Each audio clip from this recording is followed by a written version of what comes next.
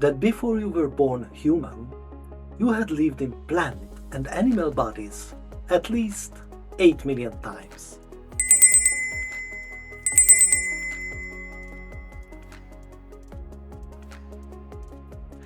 The genesis of life and species is one of the most important issues, as our views on origins strongly influences our purposes, our values, and our way of life.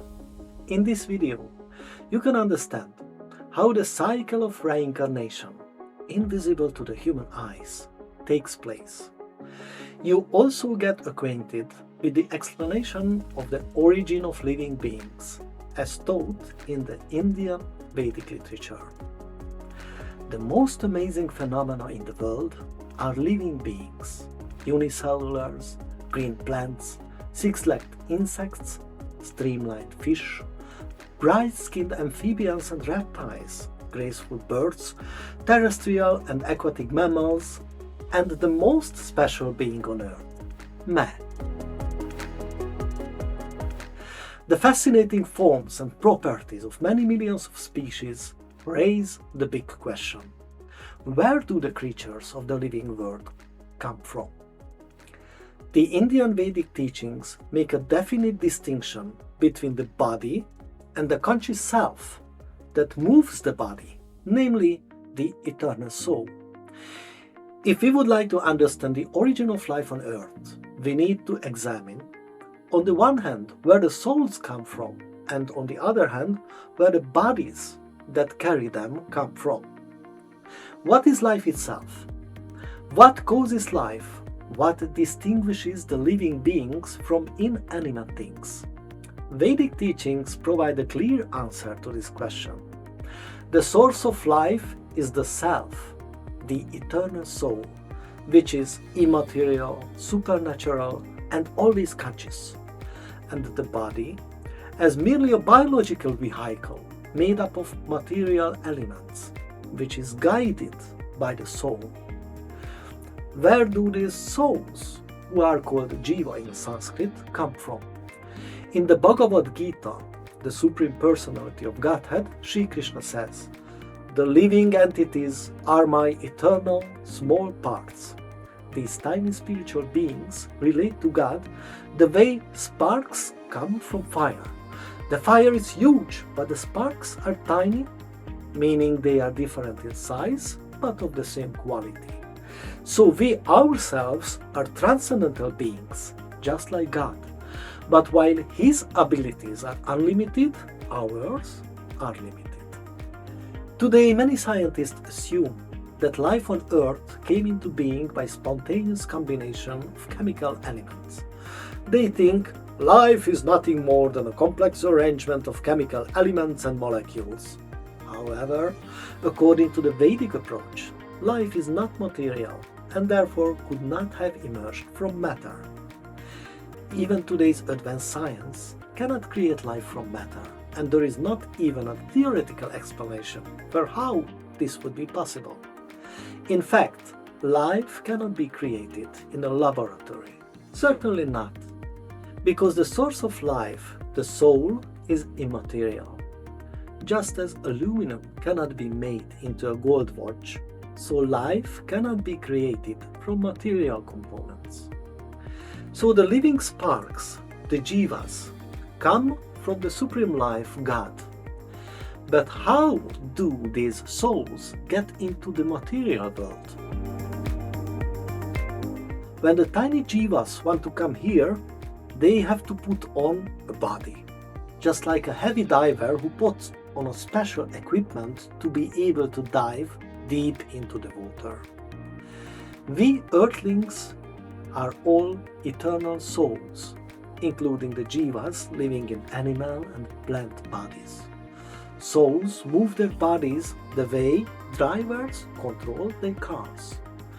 Although we do not see the soul itself, consciousness and life phenomena indicate to us that the soul is present in a body. And when the life-giving, conscious soul departs, the physical body becomes dead. The soul can live in the material world in 8,400,000 types of different biological forms, plant, animal, or human.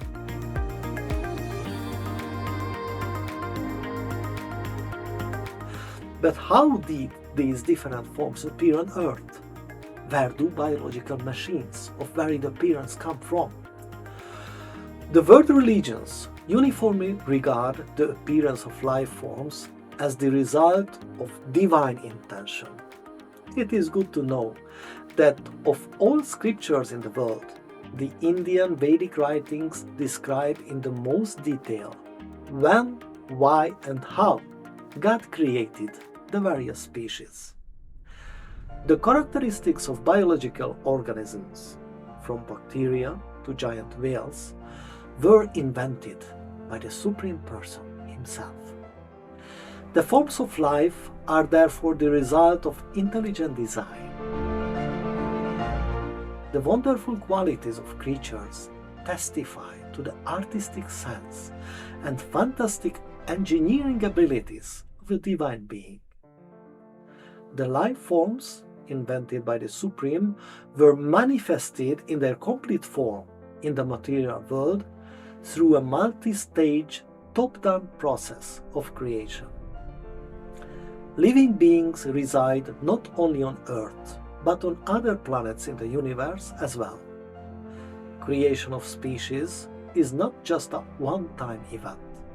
After vast eras of the cosmos, the planets are repopulated again and again.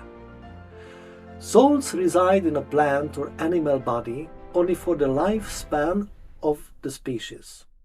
At the moment of death, they leave their bodies and take on the bodies of a next, higher organism. This is how souls move upward in the process of transmigration. They are born in 8 million different forms by the time they reach the human life form. The forms of species are thus given from the beginning, and the tiny souls move from one to the other. This process can be called spiritual evolution. This process is similar to when people first have little money and lives in a small room. Then, as they get more and more money, they move into more and more expensive and complex houses. Within the scientific community and public thinking, there is a speculative theory of evolution. According to this hypothesis, all species evolved from a common ancestor through tiny continuous changes by millions of years.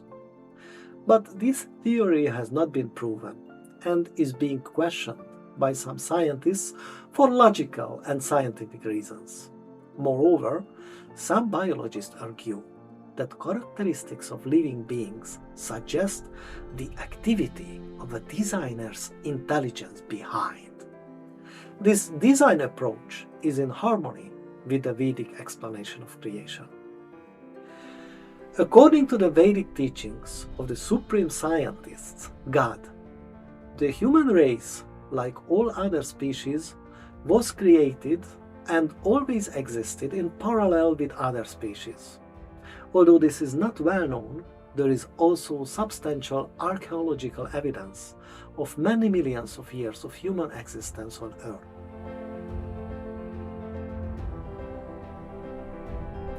How will we be born after our human existence?